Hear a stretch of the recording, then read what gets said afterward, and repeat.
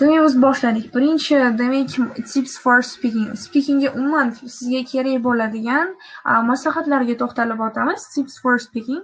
Tip number 1, use connectors to improve fluency. Endi ingliz tilida fluency bizga juda ham kerak bo'ladi, bilasiz. Va biz qilishimiz kerak bo'lgan narsa bu konnektorlardan foydalanish, aynan fluencymizni ko'tarish uchun. Tushundinglar? Endi qanaqa konnektorlar deyishingiz mumkin. Endi mana bunday konnektorlardan foydalanishingiz bo'ladi. Endi qarang, to give ideas, ya'ni ideya berish uchun, in my opinion, in my view, to my mind, I would say yoki as far as I'm concerned ishlatsangiz bo'ladi. Demak, mana shu 5 xil narsalarni, 5 xil konnektordan siz ideya berishda bemalol foydalansangiz bo'ladi. Masalan, so'zingizni javob berishingizda oddiygina boshlamaysizda. Oddiygina boshlamaysizda, juda ham chiroyli qilib boshlaysiz. Ya'ni o'sha bir boshidan sizni e'tiborini, o'sha ekzaminator e'tiborini tortish uchun juda ham foydali bo'ladi bu narsa. Tushunarli bo'ldimi? Xo'sh, demak davom etamiz. Hozir kanalga bitta post tashlab qo'yaman albatta. Yangi qismlarda sizga yordam bo'lishi uchun demak, just a minute.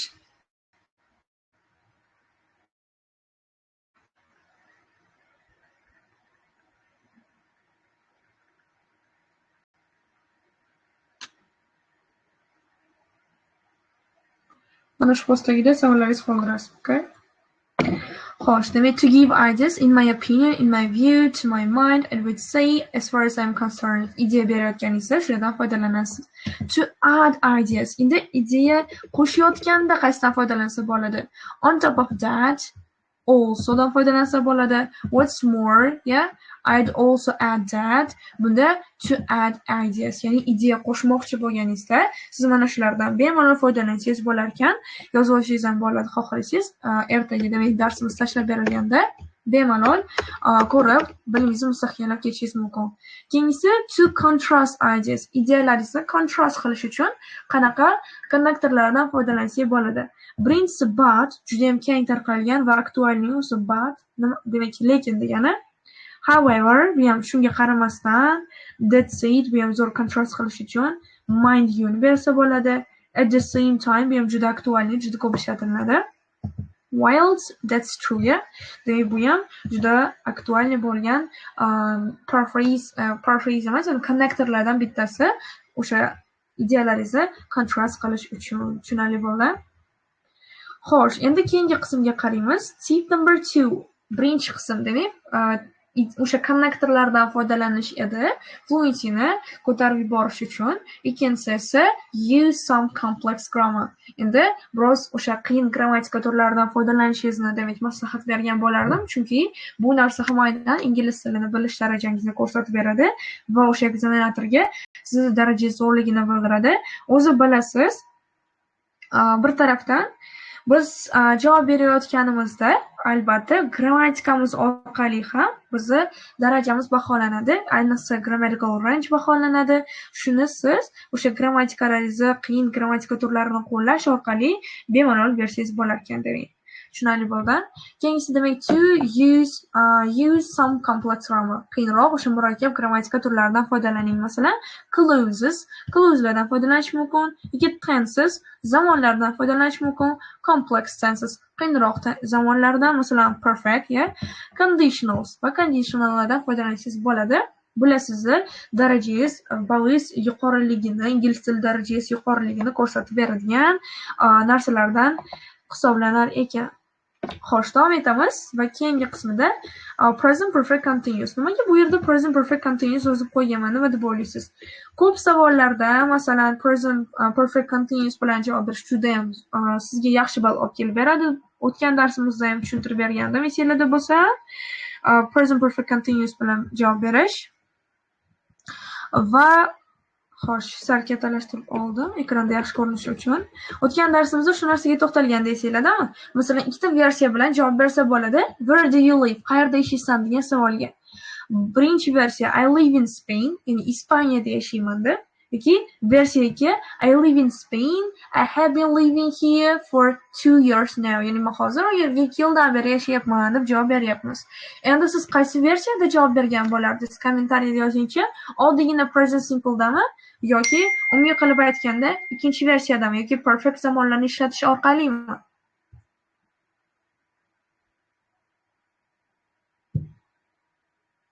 Yozamiz kommentariyada. Qaysi versiyadan foydalangan bo'lardingiz?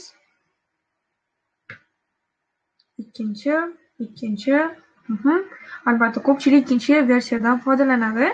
Chunki ikkinchi versiya baribir sizga yuqori ball beradigan versiya va yuqori ballingizni o'sha narsa bo'lsa, kafolatlaydigan narsa bo'ladi. Chunki men aytib o'tdim, oddiygina zamonlarni hamma ham ishlata oladi. Siz o'sha ekzaminatorga darajangiz balandligini yaxshi, yuqori darajadagi zamonlardan, masalan, perfect zamonlarni ishlata olishingiz orqali ifodalab berishingiz kerak. Masalan, qarang, I live in Spain dedingiz, sizga 30 sekund vaqt berilgan, lekin qolganida qotib qoldingiz, hech narsa aytmadingiz. Buni siz yaxshi ball olasiz deb o'ylaysizmi? Yo'q. O'zi boshidan qiziqtira olmadingiz, siz speakingga o'sha eshitayotgan odamni speakingizga va bu narsa keyingacha davom etadi. Versiya 1ni ishlatsangiz, masalan, I live in Spain. Bu yerda sizni darajangiz qanaqaligini bilish mumkinmi? Yo'q. Bittagina present simple bilan berib qo'ydingiz, qo'shimcha hech qanaqa bir detal bermadingiz, to'ldirmadingiz vaqtni, bu orqali sizni ballingiz pasayadi. Ikkinchi versiyani ishlatsak esa I live in Spain. I have been living here for 2 years now. O'tgan darsimizda shunga zo'r struktura o'rgatdim. Mana shu struktura bo'yicha qolganini yana davom ettirsangiz bo'ladi 30 sekund to'ldirish uchun. Bu yerda hozir sizga o'sha present perfect continuous ni ishlatish qanchalik ahamiyatli ekanligini tushuntirib bermoqchi edim. Ko'p savollarda mana shu present perfect continuous ayniqsa so'raladi. Masalan, part 2 da ayniqsa, masalan, qanaqadir bir experience so'ralganda ko'pincha present perfect zamonlar, perfect continuous zamonlar bilan ularni ifodalash kerak bo'ladi. Tushundingizmi? Xo'sh, demak, keyingi qismga o'tamiz. Endi qaranglar, bitta savol va unga berilgan javob turibdi. Do you think history is important? Demak, nima deb o'ylaysiz? Tarix importantmi, ya'ni ahamiyatlimi degan narsa berilyapti bu yerda. Xo'sh, hozir sal kattalashtirib olaman mana. Endi qarang, qanaqa javob beryapti? Yes and no. Shunaqa javob bersa bo'ladimi? Ha va yo'q. On the one hand, it's important because I think it shapes our identity, but on the other hand, I have been reading a few history books recently, and it strikes me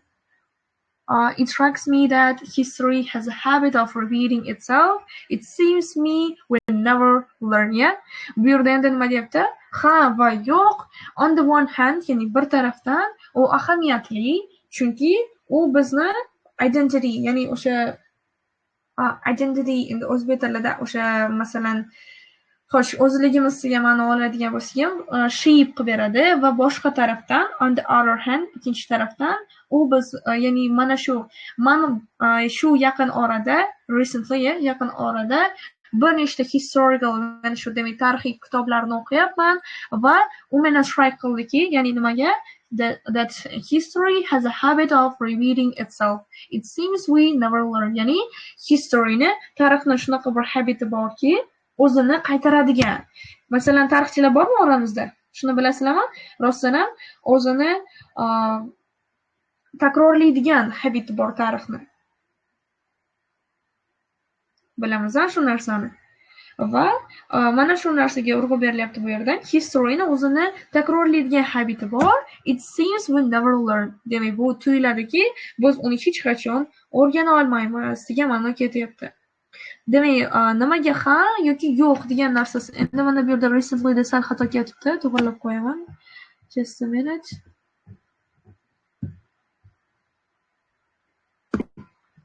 Oh, sorry. Recently mana. It seems we never learn. Ya'ni biz hech qachon o'rgana olmaydigandek tuyulyapti. Shu holatlari orqali degan ma'no ketadi. Shu orqali siz demak bemalol javob berishingiz mumkin va bunaqa javob berish albatta sizni yaxshi ball olishingizga olib keladi. O'tgan darsimizda aytgan gapim yana siz hech qachon ideyam yaxshi emas-ku, bunaqa javob bersa bo'lmaydi-ku, bunaqa ideya bersa bo'lmaydi-ku deb o'ylamang. Ideyangiz emas, u imtihon sizni ideyangizni emas, sizning ingliz tilini bilish darajangizni tekshiradi. Shuning uchun ham bemalol javob bersa bo'ladi bunaqa usulda. Tushunarli bo'ldi? Xo'sh, va davom etamiz. Keyingi demak maslahat use idiomatic expressions. Idiomatic expressionlarni ishlatish juda ham zo'r ball beradi. Lekin ko'p o'quvchilar buni bilmaganda 4 ta gapning ichida 3 tasi idioma bo'ladi. Lekin buni hammasining ma'nosini ham o'zi bilmaydi-da. Juda ham ko'p idioma ishlatish nimaga, masalan, qanaqa minus beradi deb o'ylaysiz? Nimani buzib qo'yadi deb o'ylaysiz? Qani kommentariyada fikrimizni yozamiz. Juda ko'p idioma ishlatish nimani buzib qo'yadi deb o'ylaymiz?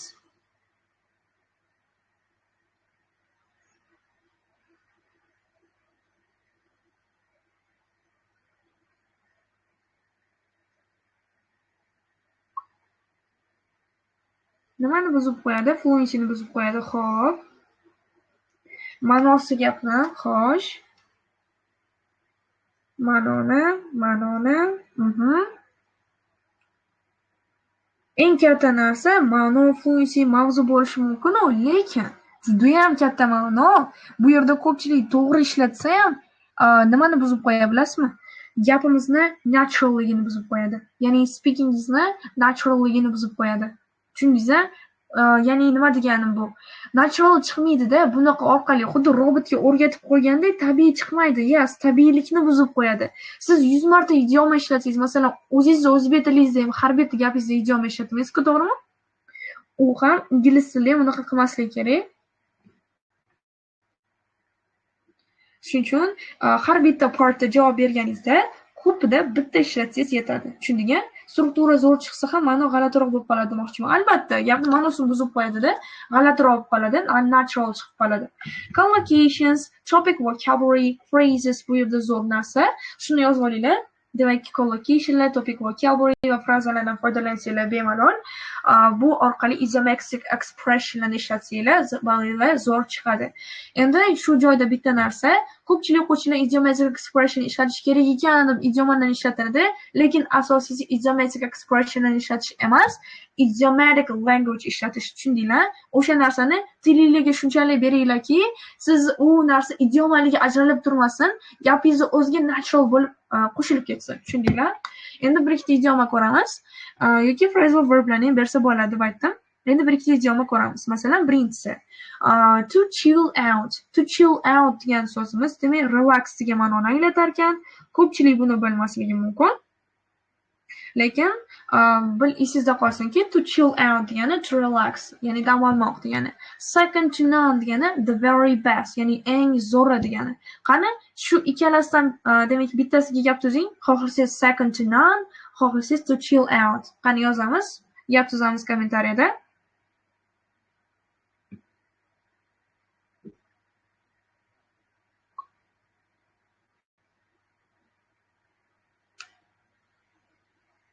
Gap tuzinglar qani mana shu idiomalarga.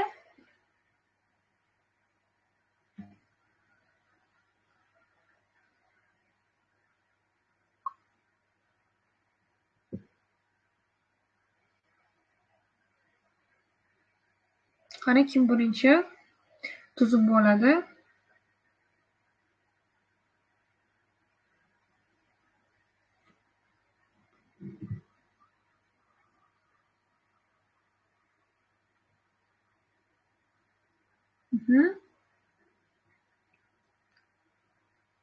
Zo'r. Xo'sh, o'zi biron-bir kelishni boshlayapti. My friend is second to none. When I watch a film in the two kelimasi, I always chill out. Xo'p. To chill out no. Yo-da. Endi to bilan bermaysiz. Bu prosta hozir formasini tushuntirib berish uchun to bilan berganman.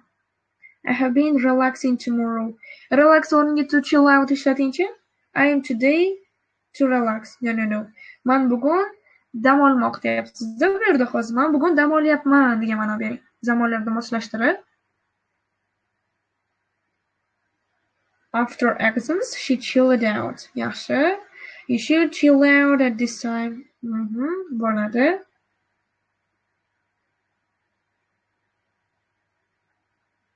I tried to chill out when I went to the swimming pool for vacation. Ajoyib shahboz. I like to chill out in the mountains. Yaxshi.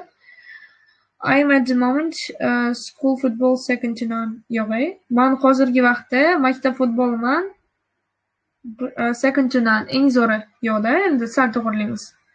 My second to none friend is Dilnoza bo'ladimi, Jo'shqin? Yo'q. Second to none friend is, lekin to'g'ri keladi ma'no jihatdan oladigan bo'lsak. Hozirgi bo'layotgan dars ham kanalga tashlanadi, to'g'rimi? Albatta. When I at home, I chill out after classes. Much to my delight, my brother is second to none. This movie is second to none I have ever seen. Xo'sh, demak, umuman olganda tushundinglar yaxshi. Keyingisi demak, to use synonyms and antonyms. Demak, sinonim va antonimlarni ishlatish. Bular ham bizni ballimizni zo'r ko'tarib beradigan narsalarga kiradi. Ishlatsanglar zo'r ball chiqarib olsanglar ham bo'ladi bemalol. Demak, masalan, I like ni sinonim, masalan, I'm fond of, I'm really into, I want for. Mana shu uchalasi ham I like ni bildiradi. Tushundinglar? I really into, I want for, I'm fond of. Mana shu uchalasidan bittasiga gap tuzamiz qani kommentariyada. Hammasi I like degan ma'noni bildiradi. Ya'ni yoqtiraman, sevaman degan ma'no. Xo'sh. Gap tuzaylikchi. I am fond of, I'm really into, I want for, yeah. Masalan, I am fond of writing poems, yeah.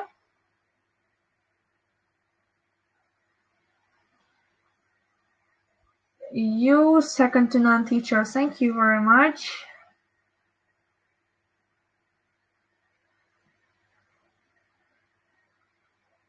She tried to be second to none. This is bo'ladi mana bu yerda. Xo'sh. I am fond of my family. I am fond of playing tennis. I am one for reading books. Zo'r. I am fond of reading books in my free time. Yeah. And a bit of that preposition. I am fond of reading novels. I am fond of doing leisure activities. I am fond of playing piano. The Monday is second to none among the days of the week. Gosh. I fond of my family. I and my sister are fond of chocolate. I'm fond of listen pop and jazz music. I really enjoy listening music. Cooking meals. I really enjoy zo'r. I'm fond of playing volleyball. Zo'r. Yaxshi tushunibsizlar demak. Ajoyib. Demak, tushungan bo'lsanglar juda ham yaxshi.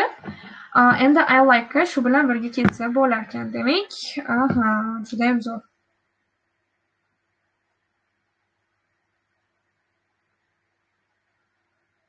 I am keen to my homeworks. Keen bilan bersa ham bo'ladi, zo'r.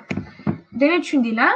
Faqatgina bitta narsani qaytaravermasdan I like deb speakingda uni o'rniga mana shularni almashtirib qo'ysanglar bo'ladi.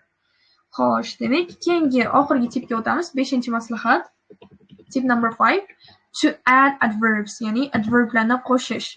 Adverb bilasiz nima degani? Demak, ravish degani. Ravishlarni qo'yish ham bizda ballimizni oshirib beradi. Masalan, absolutely, totally, completely, yeah? I am absolutely agree, completely agree, yeah? Shunaqa qismlarda o'zingizni fikringizni berish uchun juda zo'r ishlatsa bo'ladi. Absolutely, completely, totally zo'r ball ishlab beradi bu narsa sizlarga. Chunki bitta plus tarafi borda, shu narsa sizlardan chiqmasinki. Masalan, qarang, siz javob berdingiz va xo'sh, javob berganimizda totally, absolutely, completely, very, very, very ni o'rniga shularni ishlatsanglar zo'r bo'ladi. Tushundingmi? Faqat very ni takrorlash bu yomon. Xo'p, I'm really into eating kebab. Ajoyib, shashlik demadingizda. Endi shu yerda adverb bilan ishlatib javob beraverayman. Mana I completely agree with you.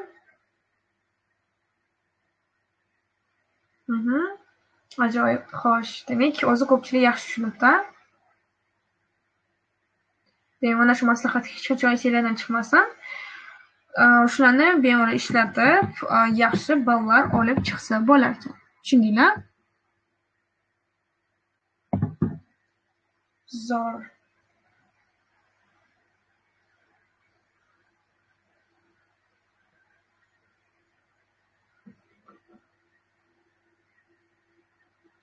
Endi savollarga o'tamiz. Xo'sh, yaxshilab e'tibor bilan qarab turing. Why do people rarely use cash now? Men sizlarga aytgandim. Endi ekranga hozir men ko'rsatib olaman. Demak, kanalni bitta narsa, men sizlarga o'tgan darsimizda tushuntirib bergandim yangi formatni va shu yerda o'rgatgandimki, bizda kerak bo'lmaydi, ya'ni rasmni tasvirlash part 2 da degandim. Bu yerda ham part 2 berilgan va bu qismda biz rasmni tasvirlashimiz kerak emas. Hozir mana shuni ekranda ko'rsatib, sizlarga mana shunga ham bitta ko'rib chiqamiz, tanishib chiqamiz o'zi part 2 qanaqa bo'lar ekan, ya.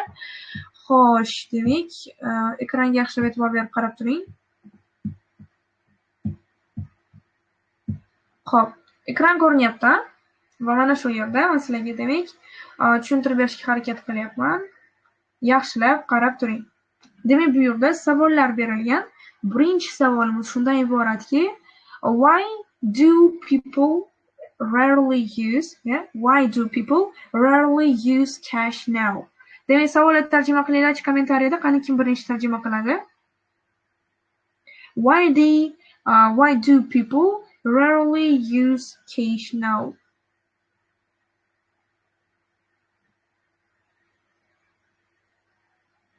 Nimaga deb o'ylaysizlar?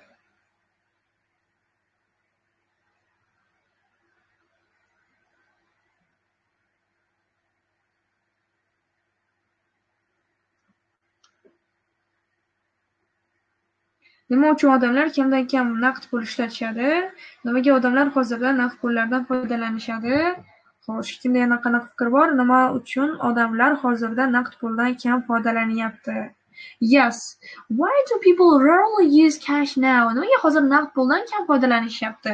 Bu yerda rasm tasvirlashi shart emas, prosta sizga mavzuni to'g'riroq, yaxshiroq tushunishingiz uchun mavzu berilyapti. Esingizdan chiqmasin, ha? Nimaga odamlar bugungi kunda naqd puldan kamdan kam holda foydalanishyapti? Zo'r. O'zi ko'pchilik tushunibdi. Nimaga kamdan kam ishlatishadi? Yes, shunday. Demak, endi kelinglar, bunga men sizlarga ideya beraman javob berishingiz uchun. Endi bitta narsa, siz speakingga tayyorlanayotganingizda javoblaringizni yozib tayyorlamang, ideyalaringizni yozib oling. Esingizdan chiqib ketadigan ideyalarni yozib oling, qolganini o'zingiz ma'no jihatdan, grammatik jihatdan bog'lab ketaverasiz. Hech qachon yozib tayyorlanmang. Bu sizni written Englishingizni oshirish uchun ishlataveradi-da. Ingliz tilida speaking bu spoken English. Uni gapirib o'stiriladi, yozib emas. Shuning uchun adashmaymiz. Demak, javob berayotganda shu narsalarga e'tibor qaratishingizni so'rab qolgan bo'lardim. Tushundingizmi demak?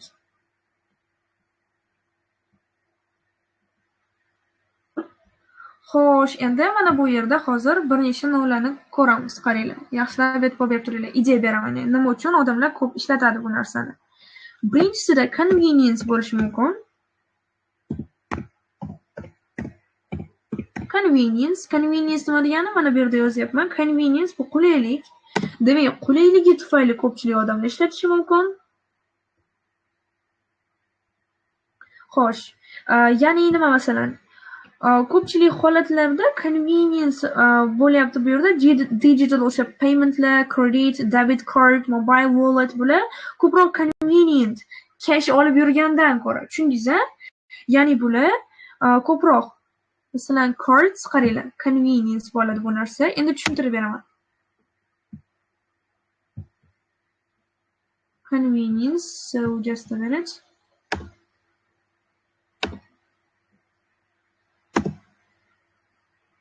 Endi nima holati bilan convenience aytib qarang, yaxshilab e'tibor bering. Xo'sh. Masalan cards, yeah. Cards, ya'ni kartalar are more convenient.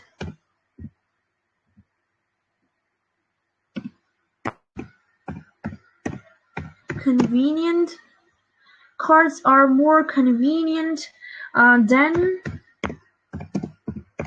carrying cash. Ya'ni pul olib yurgandan ko'ra kartalar ko'proq convenient degan ma'no ketyapti. Ko'rib oldinglar? Cards are more convenient than carrying a cash. Ya'ni cash olib yurgandan ko'ra, kartalar undan ko'ra conveniently roq degan ma'no ketdi. E'tibor bilan yaxshilab kuzating, har bitta qismini tushuntirib berishga harakat qilyapman. Xo'sh, endi keyingi narsaga o'tamiz.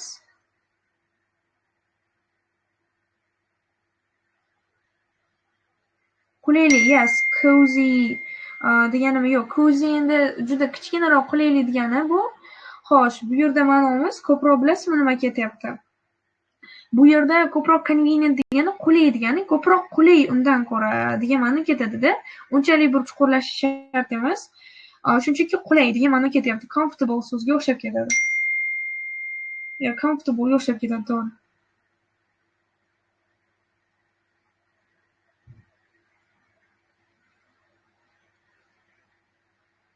Xo'sh, endi qaranglar, yana bitta ideya beramiz. Demak, birinchi ideyamiz shu bo'ldi. Xo'sh, va keyingisiga qaraydigan bo'lsak.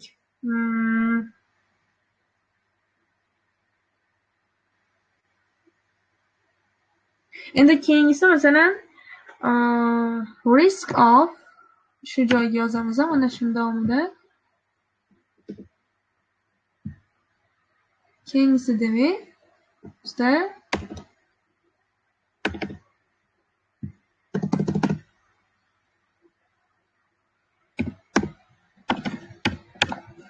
xo'sh, e'tibor bilan qarab turinglar demak. Risk of demak, o'g'irlashlari mumkin. Masalan, risk of theft, ya, theft va yana nima desa bo'ladi? And yo'qotib qo'yish mumkin, masalan, loss associated with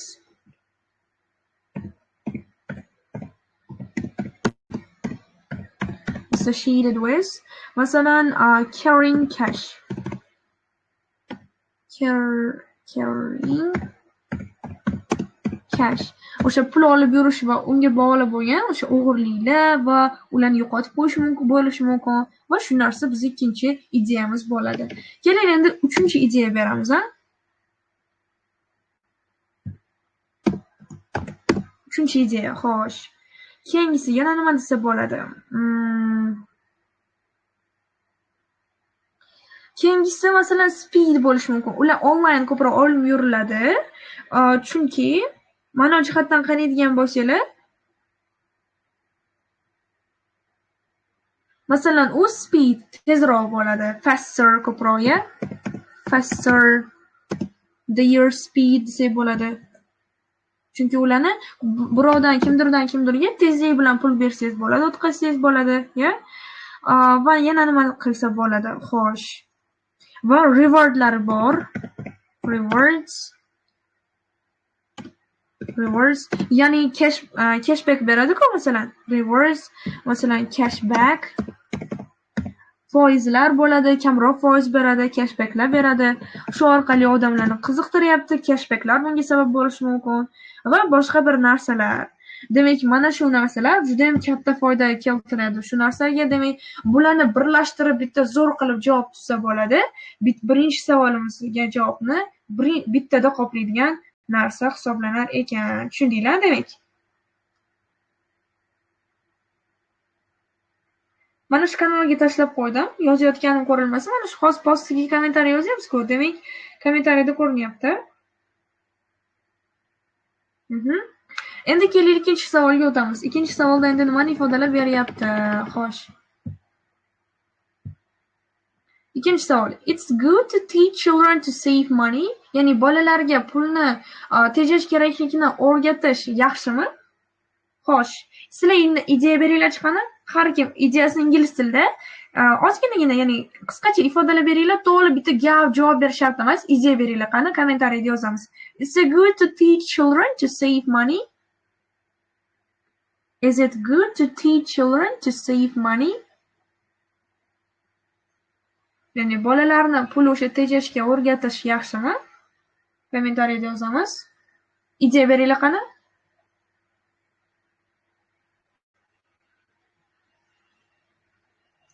Xo'sh, demak, yozishyapti. Qo'lda ko'tarib yurgandan ko'ra qolay. Ma'nosi pul yig'moq degani, pul tejamoq degan ma'no ham ketaveradi. Absolutely yes, albatta. Xo'sh, qaysi tomoni bilan qanaqa ideyalar bersa bo'ladi bu holatda? Ideyalaringizni yozinglar chiqqan kommentariyada.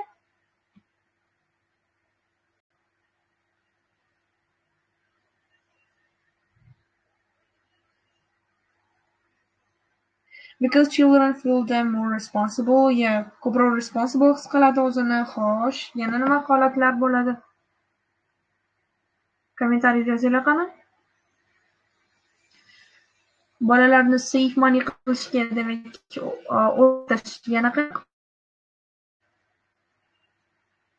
Children spend more and more than they need. Yeah. Chunki ular juda ham ko'p ishlatishi mumkin. Yes.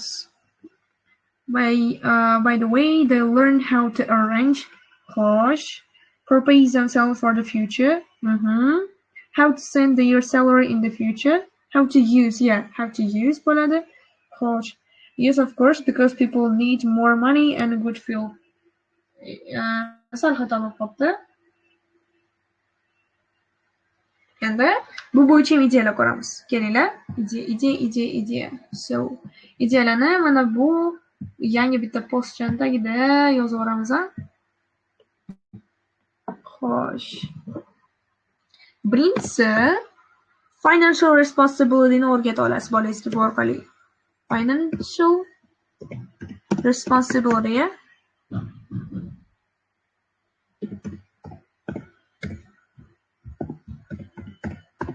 Financial responsibility o'rgatsa bo'ladi. Masalan, nimalarni? Bu bolalarga o'sha yordam beradiki, tushunishga value of money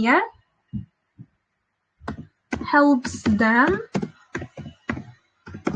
to understand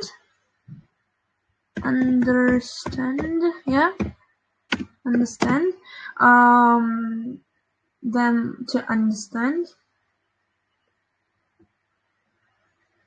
Xo'sh, demak, understand qilishga yordam beradi. Nimani? The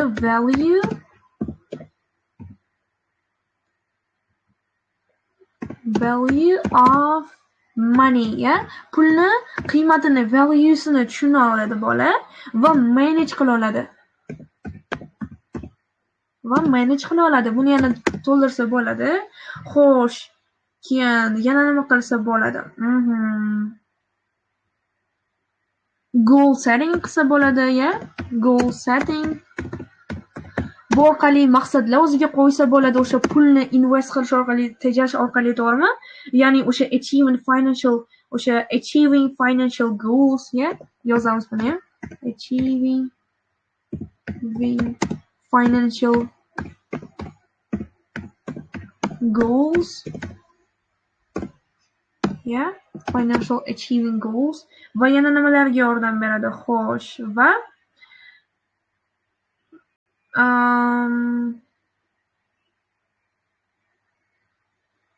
greater independence.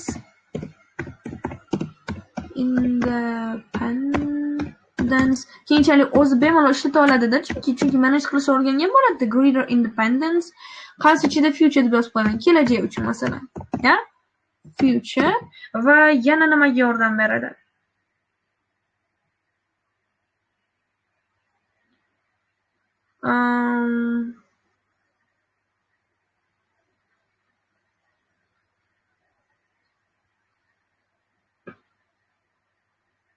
Crucial long-term success va teach qiladi importance'ini, teaches importance of waiting. O'sha kuchni, importance'ini tushuntiradi va shunga o'xshash narsalar. Bular ham zo'r ideyalar, ko'rdinglar? Ya'ni maza qilib ishlanadigan mavzularni bularning ko'pchiligi. Qanaqalarda qanaqa? Points, unnecessary spending of money.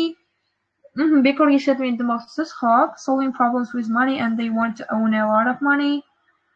Xo'sh, they can saving money from their parents. Ota-onasi o'rgana oladi. They are ready for the future. Xo'sh, necessary things. Yoshligidan keyin katta bo'lsa, yana ham yaxshi o'rganib, pulni tejab yaxshi yo'llarga sarflaydi, albatta. Should not spend on things that they don't know how to save money. Teach children, be patient and help achieve what they want. To'g'ri. Demak, mana shunaqa narsalar uchun ikkinchi demak ideyalarimiz mana bu yerda ifodalab berildi. Endi Uchinchi mana qismga o'tamiz. Uchinchi savolimiz nima edi? Shuni birlashtirib hammasiga keyin ikkinga javob berish kerak, bilasizmi? Should parents reward children with money? Ota-ona bolasini pul bilan reward qilish kerakmi, rag'batlantirish kerakmi? Sizning fikringiz qanaqa? Qani kommentariyada yozinglar-chi. Should parents reward children with money? Should parents reward children with money? Ya'ni ota-onalar bolalarini o'sha pul bilan rag'batlantirish kerakmi?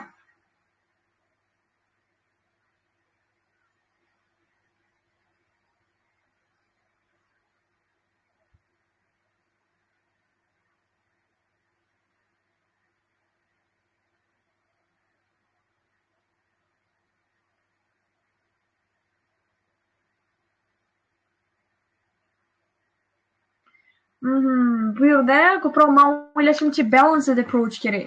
Chunki baribir balanced approach bo'ladigan bo'lsa, o'rtacha yondash kerakda. Har doim pul bilan bo'ladigan bo'lsa, ular behaviorlarga ta'sir qilishi mumkin. Qarang, masalan, occasional reward.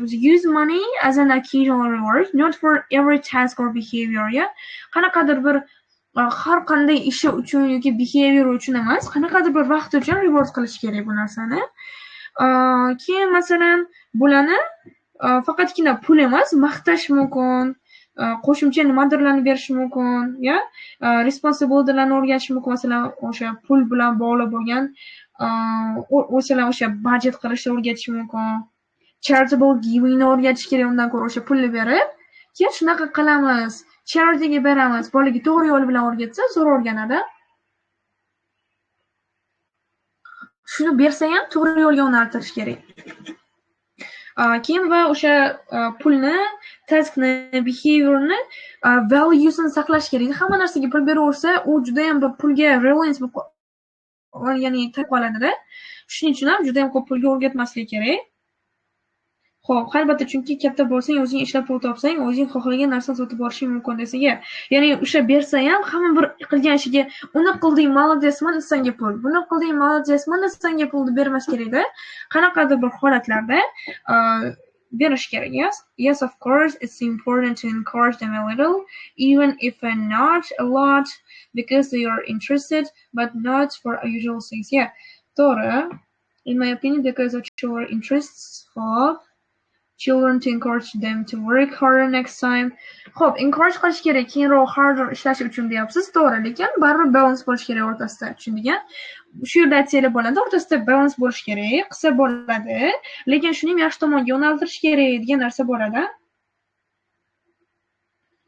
Because children may learn to take money from parents and it's not useful. Yeah, faqat ota-onasidan pul oladigan bo'lib qoladi, to'g'ri. Often gave him or her money because something purchased and something expensive on. Xo'sh, mumkin. Faqat pul bilan reward qilish mumkin emas. Endi baribir faqat buni qayerdan kelayotganligini o'rgatish kerak. Shunda tejamkorlikni o'rganadi. Charityga berishni o'rgatish kerak bolaga. Yoshligidan o'sha tarbiya bilan berib ketish kerak. Xo'sh, sizning ideyalaringizga qo'shilaman, Yusuf teacher. Kattakon rahmat.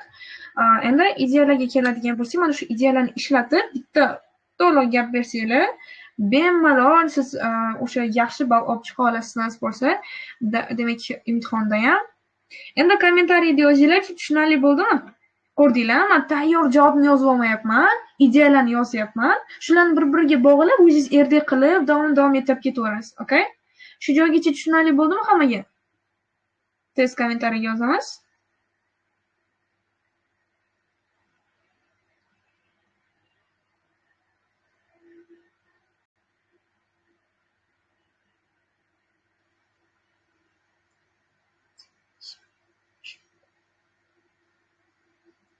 Tushundinglar? Foydali bo'ldimi shu joygacha o'rgatgan Hasan?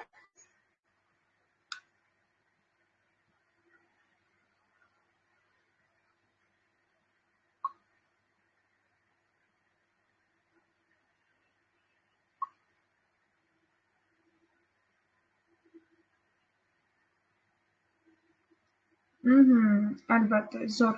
Foyda olgan bo'lsanglar juda ham xursandman. O'ylaymanki, ancha foydali bo'ldi. Shunaqa qilib javob berasizlar bularning hammasiga. Ideyalarni to'g'rilab olsa, qolganini qiynamas, tushundingmi? Qolganlarini eplab ketsa bo'ladi. Very good teacher. Thank you. Aha, ko'pchilik o'rganoldi.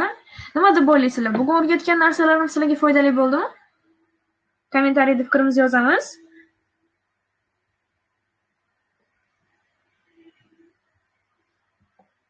Dars foydali bo'ldimi? Barchaga kattakon rahmat. Xo'p, kanalda birinchi marta darsimizda qatnashayotganlar bo'lsa, demak, xush kelibsizlar. Kanalimizda xuddi shunday tarzda juda ko'p darslar bo'lib turadi, ko'pincha va mana shunday darslar har kuni deyarli bepul bo'ladi. Kurslar alohida kanal kurslari bor. Juda ham bir, demak, tajribali o'qituvchilar tomonidan o'tiladi albatta. Ularga qatnashsanglar bo'ladi. Okay?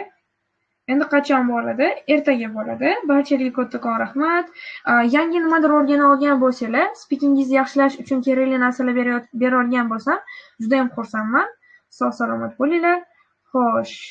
Yes, of course, the lesson was very good. It was very useful for me. Thank you very much, teacher.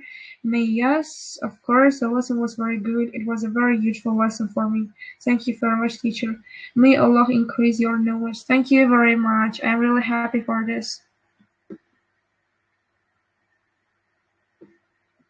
Juda ham xursandman. Ozgina bo'lsa ham mehnatimizni qadrlaganinglardan juda ham xursandman. Men birinchi marta qatnashyapman darsingizga. Menga juda ham kattakon rahmat sizlarga. Soat nechada ertaga? Ertaga soat 10 da bo'ladi. Har kuni soat 10 da bo'ladi. Soat nechida? 10 da bo'ladi. Listening for 6 ham ko'raylik. Bu bo'yicha o'tilgan darslar bor. Kanal bir boshdan ko'rib chiqsanglar, ko'rasizlar. Har xil mavzularda darslar o'tiladi. Speaking bo'yicha ham har xil turdagi mavzular o'tib borilgan. Ya'ni teparoqqa chiqsanglar, bemalol topolsanglar bo'ladi. Listening part 6, umuman hamma partlar bo'yicha, listening bo'yicha ham darslar bor. Bularni ko'rib chiqinglar. Xo'p, part 6 yana bir marta o'tamiz biror kun. Xo'p, bitta savolim bor edi. Bemalol, qanaqa savol? Savolinglar bo'lsa yozib olinglar demak. Demak, har bitta holatda siz speakingga tayyorlanayotganingizda javob yozib olishga harakat qilmang dedim. Shu narsani eslab qolinglarki, o'quvchilar aytishadi-da, nimaga speakingim o'xshamayapti, bunaqa har kuni praktis qilaman, so'z yodlayman, lekin esimdan chiqib ketadi. Bu narsa bir tenga qimmat exercise. Bunaqa bir tenga qimmat tayyorlanish. Siz ingliz tiliga tayyorlanyapsizmi? U o'qib tayyorlanilmaydi, yozib tayyorlanilmaydi speaking. Speaking gapirib tayyorlaniladi. Unga ishlash kerak ustida, pronunciation ustida ishlash kerak, grammatical range ustida ishlash kerak, coherence ustida ishlash kerak, masalan, mantiqan bog'lanishi uchun. Tushundinglar? Shuning uchun har tarafiga qarab bu narsa gapirilib o'stiradi. Men sizlarga har doim aytganman, ingliz tili o'qiladigan subject emas, o'qiladigan fan emas-da, u perform qilinadigan narsa. Ingliz tilini kimdir sizni bilishingizni, masalan, tekshirish uchun aytib o'tgandek speakingiz orqali sinaydi. Va bu holatda siz speakingga tayyorlanayotganingizda yozishga harakat qilmang. Mayli yozing, ideyalaringizni yozing. Mana hozir kanalda yozdim-ku, ko'rdinglarmi? Shu orqali o'rgatishga harakat qildim.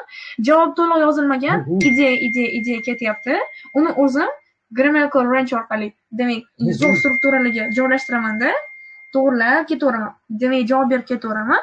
Bu orqali meni bolam yaxshi darajaga ko'tarila oladi-da. Tushundinglar? Ya'ni yozma ingliz tilini. Hozir sizlar buni yozib tayyorlansanglar, yozganlarim esimda qoladi-ku deyishingiz mumkin, to'g'ri. Lekin bunda baribir bir necha kundan keyin sizdan chiqib qoladi. Siz faqat yozma ingliz tilingizni rivojlantirgan bo'lasiz. So'zlarni zo'r yozolsangiz ham, masalan, ideyalaringiz zo'r bo'lgan bo'lsa ham, keyinchalik o'sha ideyalar yozishingizdan chiqib qoladi. Yoki o'sha yerdagi so'zlarni og'zaki aytib ko'rmaganingiz uchun, faqat yozganingiz uchun pronunciationingiz demak sizga minusga ishlab beradi-da. Listeningizda o'sha, masalan, speakingizda bu narsa minusga ishlab, sizni ballingizni pasaytirib beradi.